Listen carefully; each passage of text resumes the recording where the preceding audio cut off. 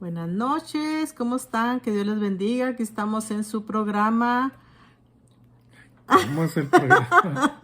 Estudiemos Estudiemos juntos juntos la la Biblia. Biblia. Acuérdense que también estamos en Facebook, en orando. La necesidad de orar siempre, así que pues por eso nos confundimos, ¿verdad? Pero aquí estamos, gracias a Dios, ¿verdad? Por este canal de YouTube también, que estamos aquí para dar este tiempo, ¿verdad? De estudio, de estudiemos juntos la Biblia. Así que acuérdense, no se les olvide de compartir estos videos, ¿verdad? Si usted batalla para salir a evangelizar o no tiene tiempo, pues este es un medio, ¿verdad? Claro que también lo tenemos que hacer, ¿verdad? Con nuestros familiares, con los vecinos, etcétera, ¿verdad? Pero es bonito que los comparta, que les diga, ¿verdad? De estos estudios y también para que les pongan like, ¿verdad? Si les gustan estos videos, pues acuérdense también de ponerle like. Y bueno, pues estamos ya en número 19, la purificación de los inmundos. Y en número 18 vimos sostenimiento de sacerdotes y levitas.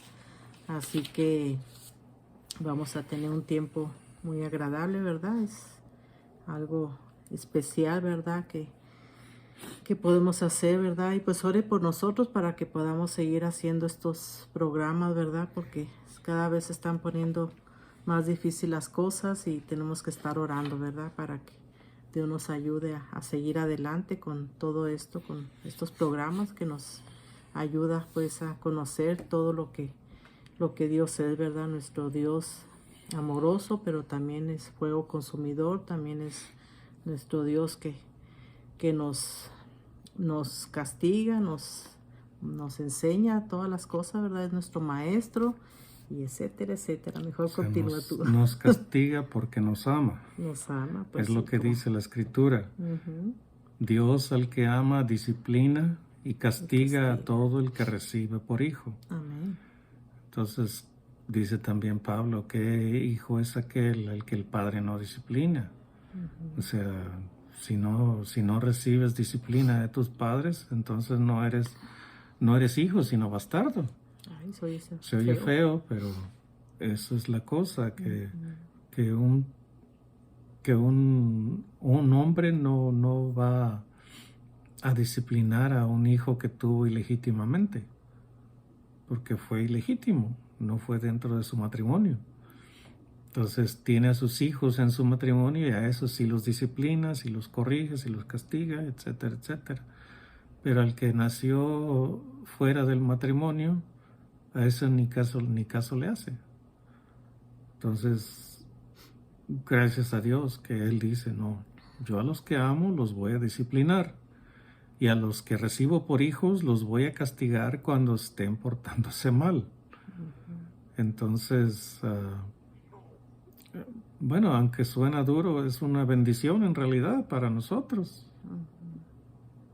Como dice Pablo también, es verdad que al presente la disciplina a nadie le gusta, sino la vemos como algo duro, algo difícil, algo que nos está lastimando.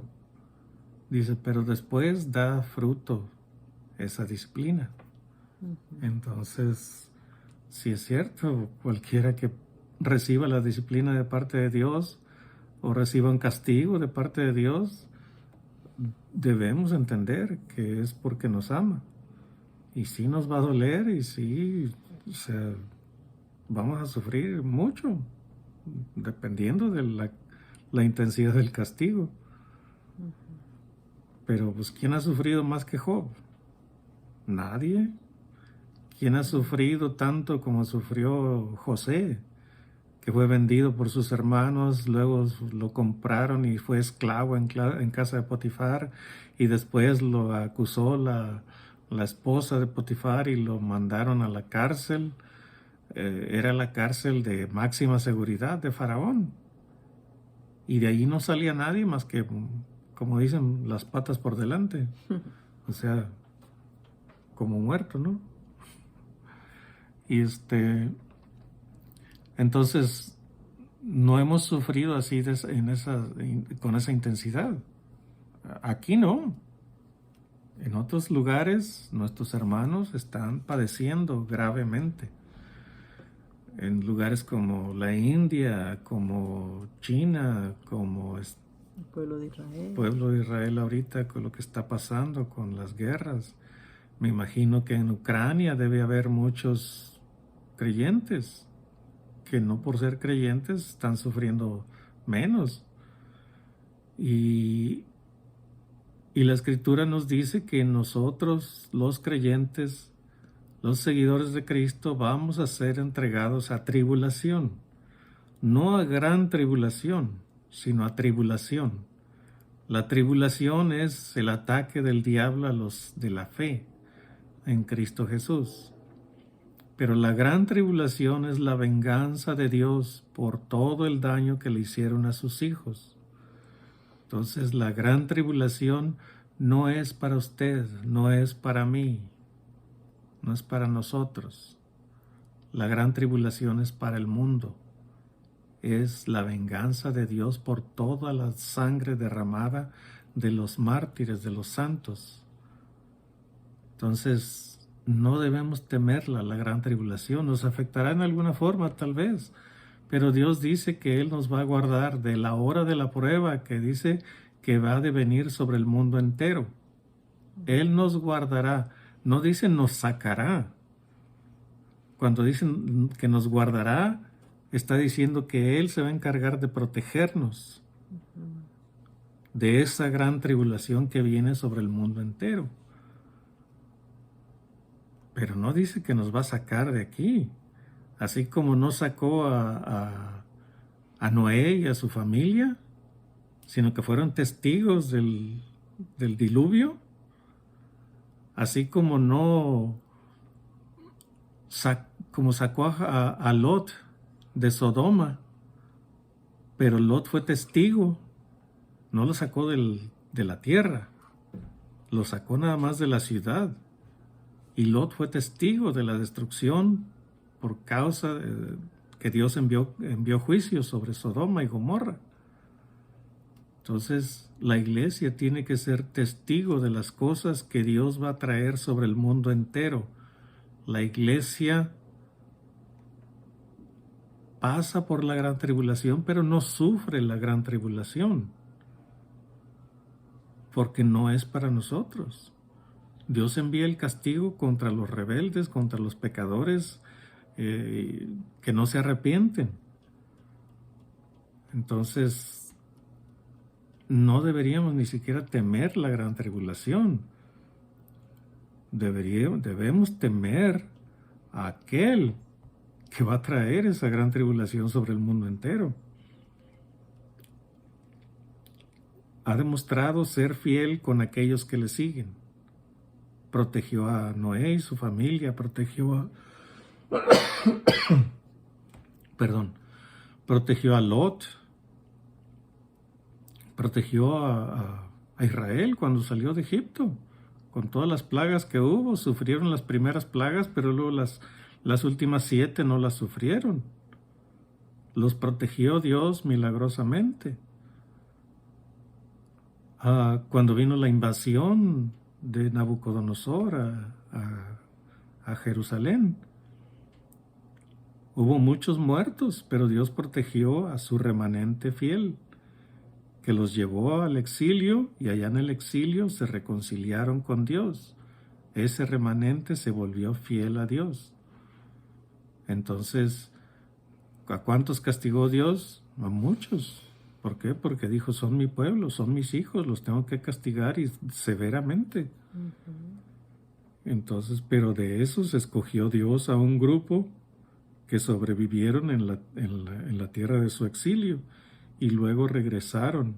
Muchos de ellos regresaron, y muchos se quedaron en el exilio, y después se regaron por todo el mundo.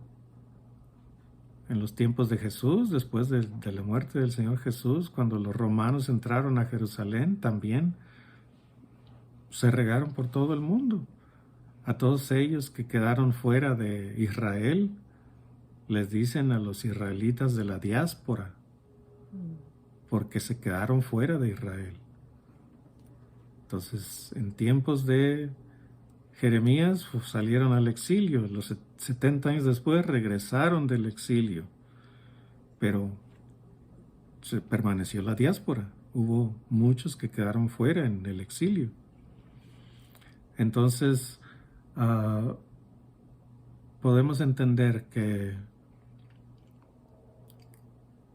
bueno, cosas que debemos entender, que debemos mantener en nuestra mente. Si Dios castiga a quienes recibe por hijos, y Dios disciplina a los que ama. De todo el mundo se va a guardar Dios un remanente, un grupo que va a ser fiel. Y no podemos decir que toda la iglesia va a ser fiel. No. Va a haber un grupo, una parte de la iglesia que se mantiene fiel al Señor Jesús. Pero hay un grupo de la iglesia que no se mantiene fiel al Señor Jesús. Recuerde las parábolas, el trigo y la cizaña, las 10 vírgenes, que 5 eran prudentes y 5 insensatas, que los talentos, él da sus talentos el hombre noble y se va. Cuando regresa hace cuentas y ahí están los servidores de ese hombre, uno diciendo tu talento dio 10 talentos y el otro dice tu talento produjo 5 talentos y el otro dice tu talento no produjo nada porque tuve miedo, porque eres hombre duro, que ciegas donde no sembraste, recoges donde no esparciste, así que no me quise arriesgar, aquí está tu talento. Y dice, pues necio que eres, si sabías que yo recojo donde no cegué y recojo donde no esparcí, ¿por qué no hiciste lo mínimo que podías hacer? Dar mi dinero a los banqueros para que al regresar yo lo hubiera recibido con los intereses. Es lo mínimo que podías haber hecho. Pero porque no lo hiciste, entonces vas a ser castigado. No como a hijo, sino como a alguien que no es de la familia. Dice, y ahí será echado fuera y ahí será el lloro y el crujir de dientes. Entonces, habíamos dicho antes que el acercarse a Dios era difícil en el Antiguo Testamento porque había que cumplir con una ley demasiado estricta. ¿Por qué? Porque Dios es santo, sin mancha, es limpio, puro, santo, apartado del mal, no tiene ninguna relación con el pecado. Y si querían acercarse en el Antiguo Testamento a Dios, tenían que hacerlo como Dios lo especificaba, acerca de sacrificios, sacrificio por esto, sacrificio por aquello, por la culpa, por por yerro, por pecado de omisión, por toda clase de pecados. Todo tenía que ser por limpio, tenía que haber derramamiento de sangre, ofrecer un sustituto por la persona que cometió la falta. Entonces, era difícil acercarse a Dios en el Antiguo Testamento. Tenía que tener bien claro que todo era por fe, que si hacían un sacrificio era por fe. Entonces, todos esos sacrificios del Antiguo Testamento quedaron satisfechos con el sacrificio de Cristo. El sacrificio de Cristo cubrió todas las faltas, hasta esto que vamos a ver en el capítulo 19, la purificación de los inmundos. Esta ceremonia también quedó satisfecha con el sacrificio de Cristo. Vamos a ver, o sea, ¿por qué tuvo que ser una vaca alazana, una vaca color rojo? Bueno, pues Dios así lo estableció. Fue decisión de Él hacerlo así. Yo tampoco no entiendo por qué tuvo que ser una vaca roja, alazana. No entiendo, no sé por qué. ¿Por qué? Porque siempre era becerro, un carnero, un cordero, un macho cabrío, con alguna excepción. A veces era una cabra, y en este caso era una vaca. Y no era cualquier vaca, tenía que ser alazana. Y luego los tórtolas o pichones o palominos. Entonces, era difícil acercarse, pero en el Nuevo Testamento todo queda cubierto con el sacrificio de Cristo, con la sangre derramada de Cristo. Ya no hay más necesidad de sacrificios, ya no hay más necesidad de derramar sangre, no hay necesidad de mezclar cenizas con agua y luego purificar a uno rociándole el agua con ceniza. Entonces, es lo que vamos a ver aquí, cómo se hacía la purificación de los inmundos. Entonces, antes de empezar, bueno, ya vimos, ¿no? El 18 era cómo iban a ser sostenidos los levitas, el diezmo y los sacerdotes y levitas. El diezmo era para los levitas y los levitas tenían que dar el diezmo del diezmo a los sacerdotes. Las ofrendas especiales que traían eran para los sacerdotes, específicamente para ellos.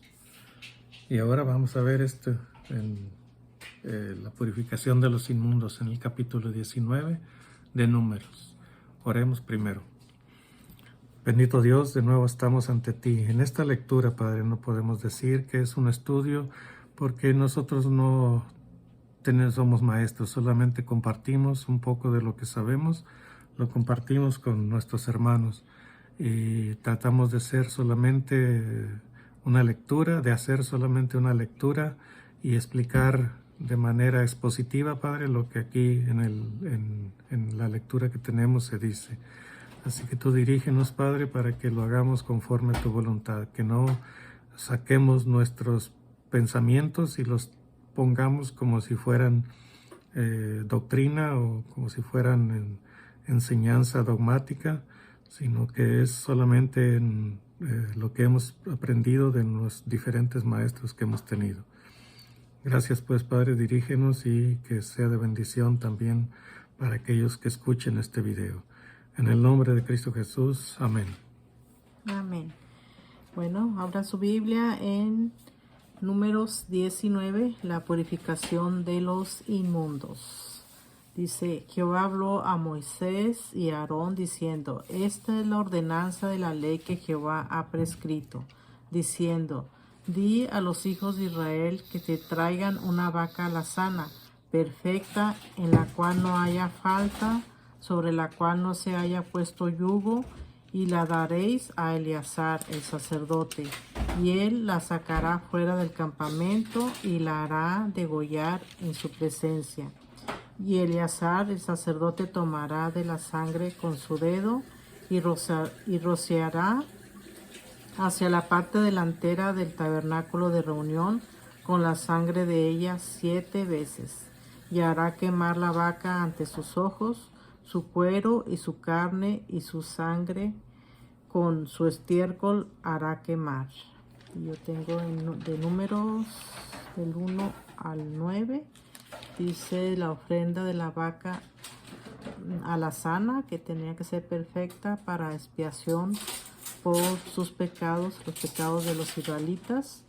Y vemos en primera de Pedro 2:24, dice que dice, quien llevó el mismo, o sea Cristo, nuestros pecados en su cuerpo sobre el madero, para que nosotros, estando muertos a los pecados, vivamos a la justicia, y por cuya herida fuisteis sanados.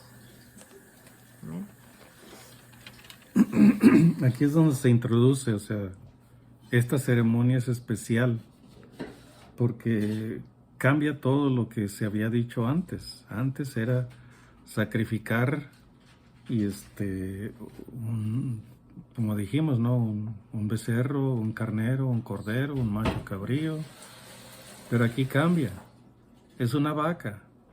Y no tiene que ser de cualquier color. Tiene que ser específicamente roja.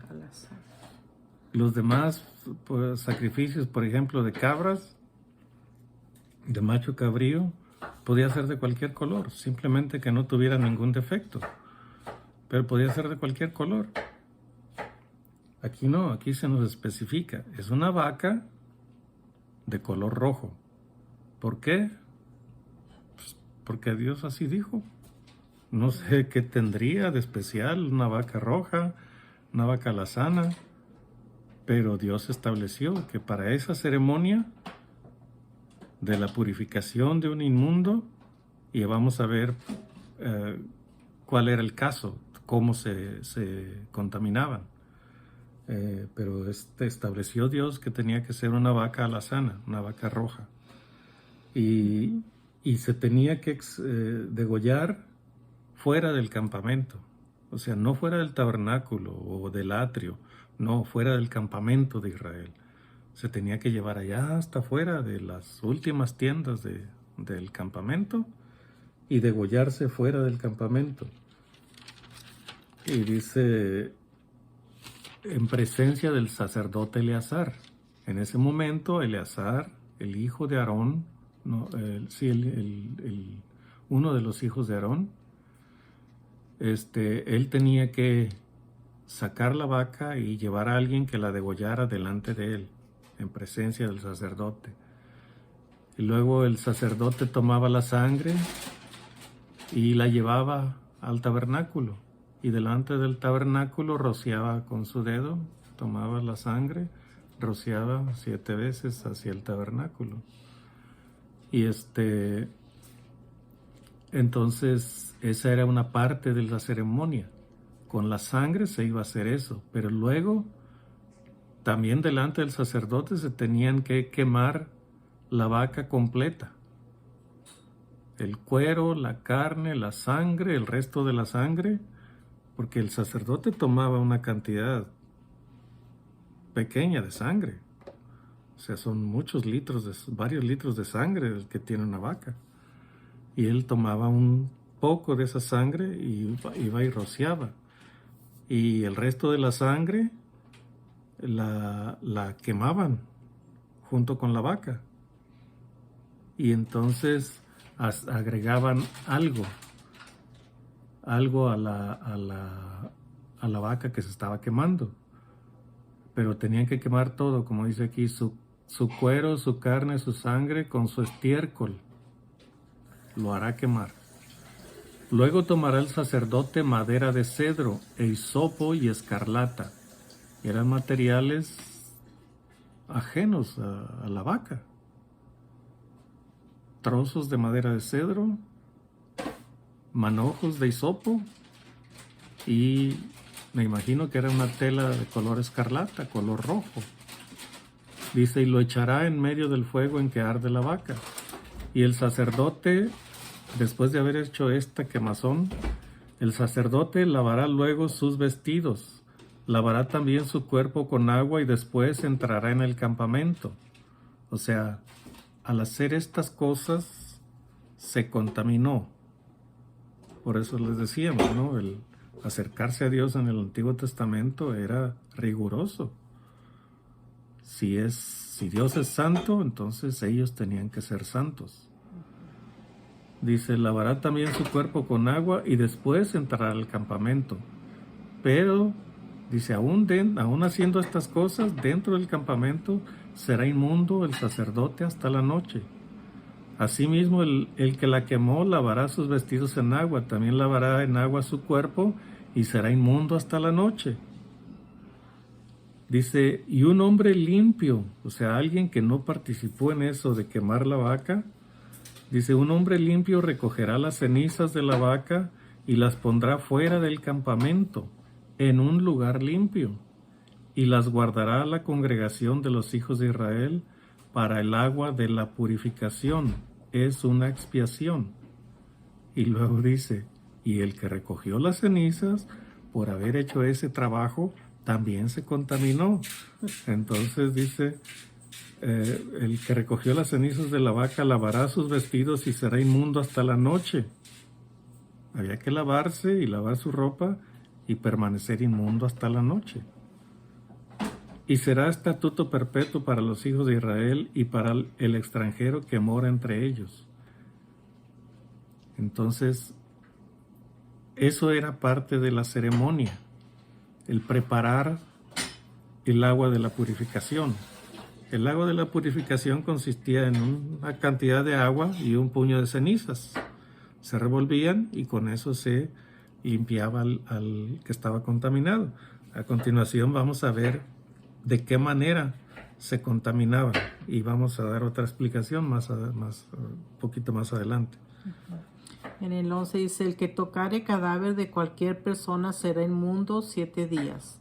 Al tercer día se purificará con aquella agua y al séptimo día será limpio. Y si al tercer día no se purificare, no será limpio al séptimo día. Allí está diciendo que iba a ser inmundo, el que tocara cadáver iba a ser inmundo durante 7 días. Y que para purificarse tenía que purificarse 2 veces, el tercer día y el séptimo día. Entonces, si no se purificaba en el tercer día, el séptimo día, y si lo hacía el séptimo día, no iba a ser limpio. ¿Por qué? Porque no se purificó el tercer día. Dice, 13. todo aquel que tocare cadáver de cualquier persona y no se purificare, el tabernáculo de Jehová contaminó, y aquella persona será cortada de Israel, por cuanto el agua de la purificación no fue rociada sobre él. Inmundo será, y su inmundicia será sobre él. Esta es la ley para cuando alguno muera en la tienda. Cualquiera que entre en la tienda y todo el que esté en ella será inmundo 7 días. Y toda vasija abierta cuya tapa no esté bien ajustada será inmunda. 16 lelos. Y cualquiera que tocare algún muerto a espada sobre la faz del campo, o algún cadáver, o hueso humano, o sepulcro, 7 días será inmundo. Ahí está esa, no sé, ¿tienes algo que agregar ahí? No, todavía no. Ahí está diciendo es la manera en que se contaminan las personas por haber tocado algún muerto o haber recogido algún hueso de persona o de animal, me supongo también, no es específico aquí, o algún sepulcro que esté abierto. Entonces, de esa manera se contaminaba la persona. Entonces esa persona tenía que purificarse. ¿Por qué? Porque una persona que está bajo contaminación, si va al tabernáculo, entonces contamina el tabernáculo. La pena era severa. Como dice ahí, aquella persona será cortada de Israel en el versículo 13. Cortada, o sea, algunos decían, algún pastor escuché alguna vez que decía que eso de ser cortados de su pueblo es que lo desterraban de Israel. Pero he escuchado a más pastores que dicen que eso se refiere a que es muerto la persona. ¿Por qué? Porque está en el pueblo de Dios y Dios está en medio del pueblo, y al estar ese tabernáculo en medio del pueblo se contamina con el pecado de la persona o la contaminación de la persona. Entonces, si esa persona es negligente en purificarse, está contaminando el tabernáculo de Dios. Esa persona tenía que morir. Entonces, aquí dice, de esta manera es que se contaminan. En el 17 dice, entonces, ¿cómo se van a purificar? Empieza a explicar Moisés, pero por mandato de Dios empieza a explicar cómo se va a purificar a la persona que se contaminó con muerto. Dice el 17, y para el inmundo tomarán de la ceniza de la vaca quemada de la expiación y echarán sobre ella agua corriente en un recipiente. Entonces es tomar una vasija Se echaba un puño de ceniza y luego se le echaba agua. Se revolvía y esa era el agua de la purificación. ¿Cómo se hacía la purificación? Dice, y un hombre en el 18, y un hombre limpio tomará hisopo, que es como una estopa o algo así. Como los cotonetes que usamos para los oídos, Sí, pero grande, ¿no? Nomás que no eran de algodón. No, hasta donde yo sé, no se conocía el algodón allá en aquel tiempo. Y un hombre limpio tomará hisopo y lo mojará en el agua y rociará sobre la tienda, o sea, donde estaba el muerto, sobre todos los muebles, sobre las personas que allí estuvieren y sobre aquel que hubiere tocado el hueso, o el asesinado, o el muerto, o el sepulcro. Entonces, muere alguien en su tienda, todos los que están ahí adentro, la tienda misma está contaminada por el muerto. Y todos los que estén adentro, que estuvieron, digamos, velando a la persona que murió, todos ellos están contaminados. Y luego menciona los otros casos. Y sobre aquel que hubiere tocado el hueso, alguien que tocó algún hueso en el camino, y sobre aquel que hubiere tocado o el asesinado, que hubiera tocado algún asesinado, o el muerto, algún muerto que encontraron, fuera asesinado o por cualquier otra causa, o que tocó un sepulcro. Entonces, sobre ellos se iba a rociar el agua.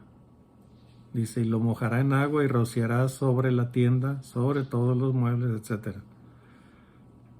Hasta los muebles eran contaminados.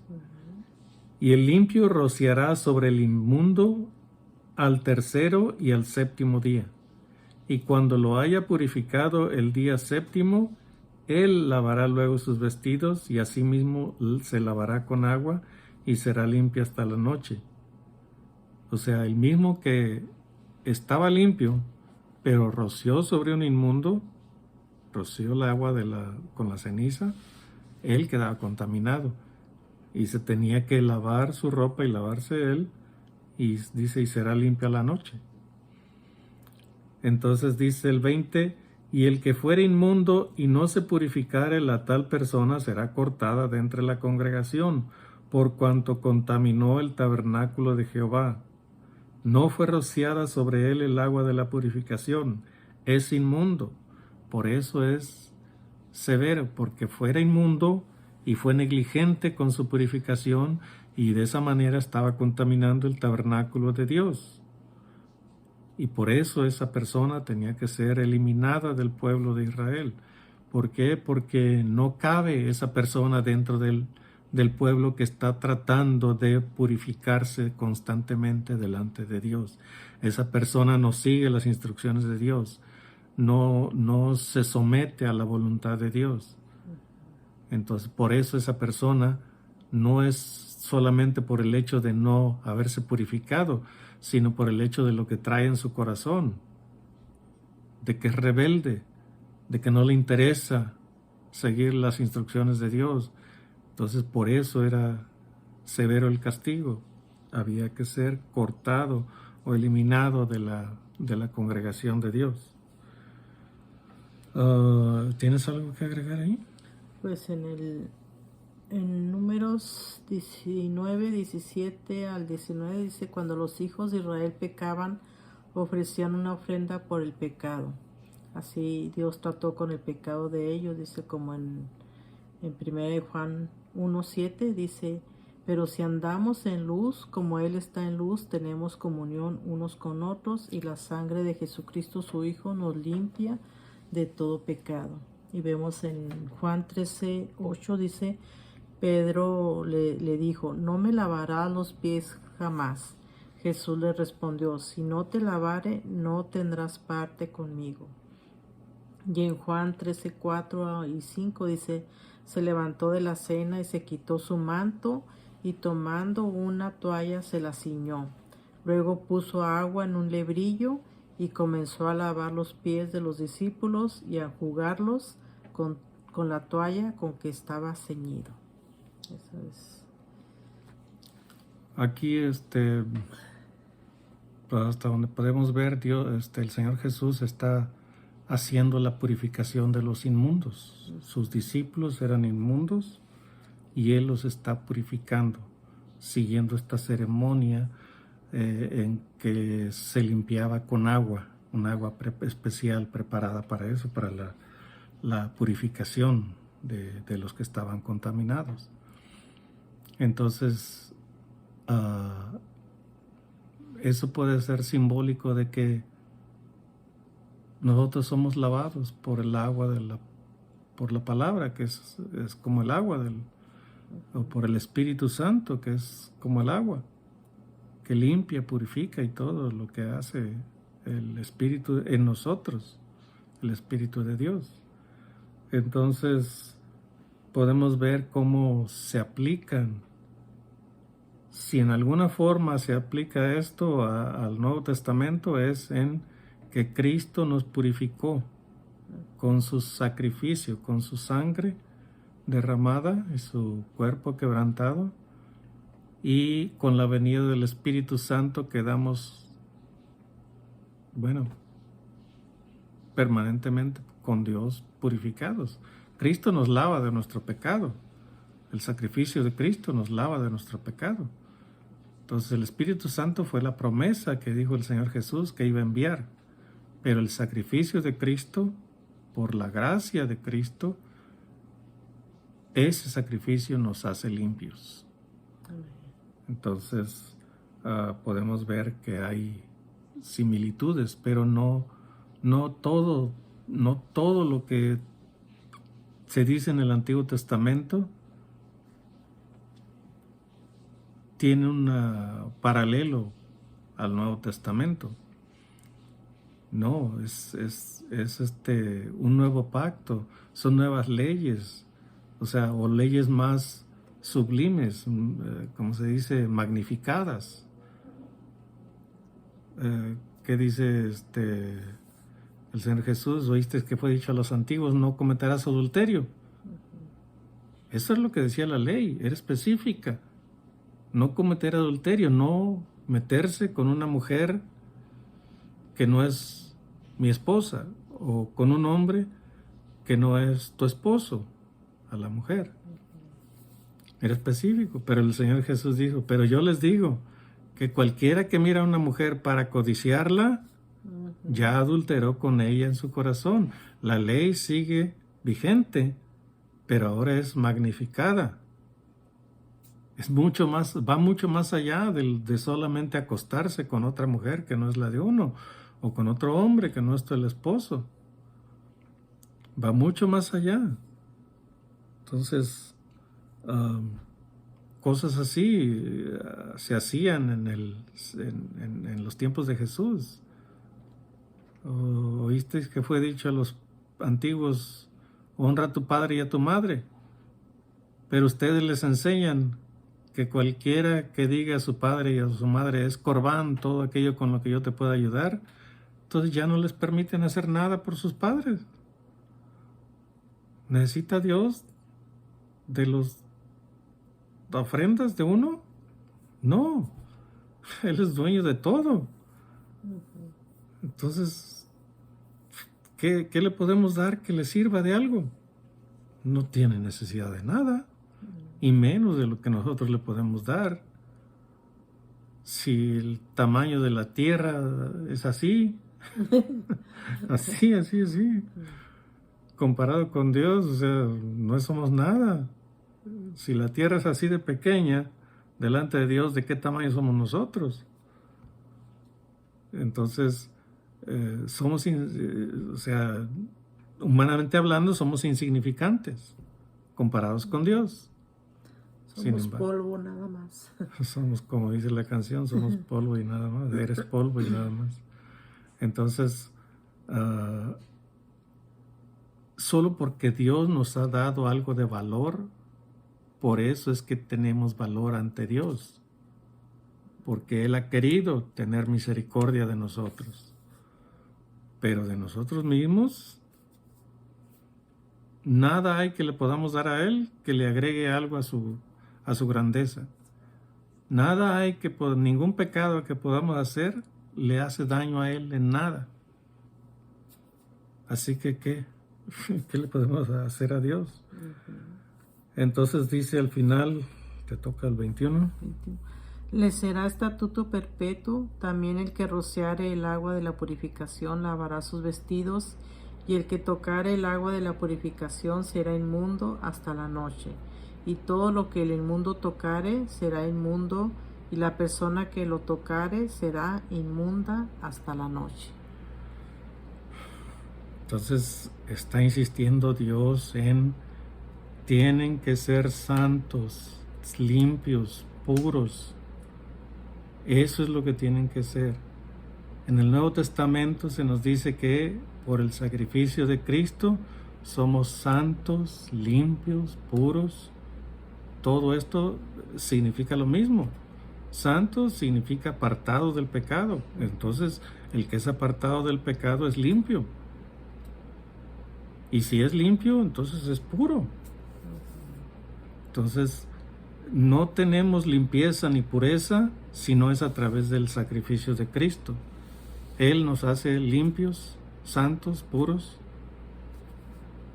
porque Él fue santo, limpio y puro.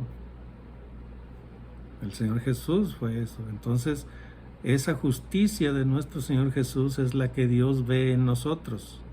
No ve mi justicia o la suya o la de ella. No. Él ve la justicia de Cristo en mí. Y si la justicia de Cristo en mí está en mí, entonces yo soy santo, limpio y puro. Entonces, tengamos en cuenta estas cosas. O sea, usted medite y hay mucho más que puede sacar de esto. Vea las explicaciones que den sus maestros. Usted puede tener algunos maestros buenos, pero esa es la explicación que podemos tener, que Dios es santo y nosotros debemos ser santos, que Dios es limpio, es puro, entonces nosotros debemos esforzarnos por ser limpios y puros. El Señor Jesús es Dios en la carne, fue santo, limpio y puro y quiere que nosotros seamos así. Entonces, siguiendo estas cosas en la fe en nuestro Señor Jesús es que podemos lograr esa santidad que Él quiere que tengamos. Y por esa santidad es que veremos a Dios. Así lo dice la Escritura. Bienaventurados que los puros de corazón. Los pacificadores o algo así, porque ellos serán llamados hijos de Dios. Pero era otra escritura la que se me vino, nomás que se me revolvió. Y se me revolvió, lo siento, disculpen. También soy ser humano y ya tengo 65 años, ¿eh? Entonces, esa santidad solamente se consigue por el sacrificio de Cristo y debemos trabajar en ella. No porque vamos a agregar algo a nuestra salvación ya está dada. Nada le agregamos, nada le podemos quitar. Pero la santidad, en esa sí tenemos que trabajar nosotros, todos los días.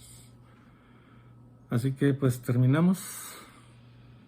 Bueno, pues le quiero preguntar si ya tiene ese regalo tan maravilloso que Dios nos da, que nos quiere dar a todos, solamente que lo aceptemos, ese regalo que es a Cristo nuestro Señor, ¿verdad? Cristo en nuestro corazón.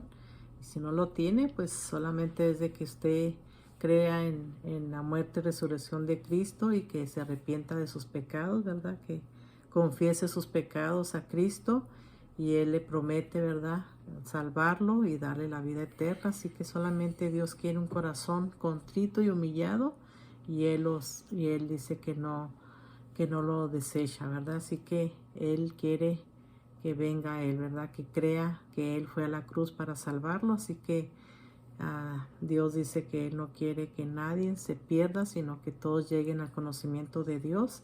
Así que si usted no tiene la salvación, si no tiene al Salvador, ¿verdad? Porque sabemos que tenemos un enemigo que anda como león rugiente buscando a quien devorar. Y ahorita estamos en los tiempos ya finales en que todos tenemos que estar buscando más y más de la mano de Dios, ¿verdad? Porque el enemigo nos quiere destruir, pero Dios vino, ¿verdad? Cristo vino a la cruz para salvarnos y para darnos la vida eterna. Así que si usted no ha confesado a Cristo en su corazón, si no le ha pedido perdón a Cristo, pues hoy es el día de salvación, ¿verdad? Para que venga a Cristo y sea salvo. Así que pues Dios quiere salvarlo, ¿verdad? Él para eso vino a la cruz, para deshacer las artimañas del enemigo, ¿verdad? Así que pues espero que usted vaya y confiese sus pecados ahí donde se encuentre, ¿verdad? Váyase al baño o allí en su cuarto, hínquese y pídale perdón a Dios, ¿verdad? Porque todos como humanos le hemos fallado, hemos cometido pecados y hay que pedirle a Dios perdón, ¿verdad? Y todo el tiempo tenemos que pedirle perdón a Dios, ¿verdad? Pero no tenemos que ya ser que sea una costumbre estar pecando, sino que como humanos le fallamos, ¿verdad? Pero ya tenemos que estar siempre pensando, ¿verdad? En lo que estamos haciendo. Dios dice que dejó a su Espíritu Santo para decirnos, ¿verdad? Para estarnos mostrando las cosas, todo lo que estamos haciendo, ¿verdad? Él es el que nos dice, ¿verdad? Por qué camino ir o qué hacer y qué no hacer, ¿verdad? Porque siempre el Espíritu Santo nos guía y nos aconseja, ¿verdad? Así que pues espero que usted hoy se arrepienta, que hoy es el día de salvación para usted. Así que bueno, pues que tenga una semana y unos días súper, archi mega bendecidos. Que Dios les bendiga. Hasta un nuevo programa. Bye bye. Hasta luego. Hasta luego.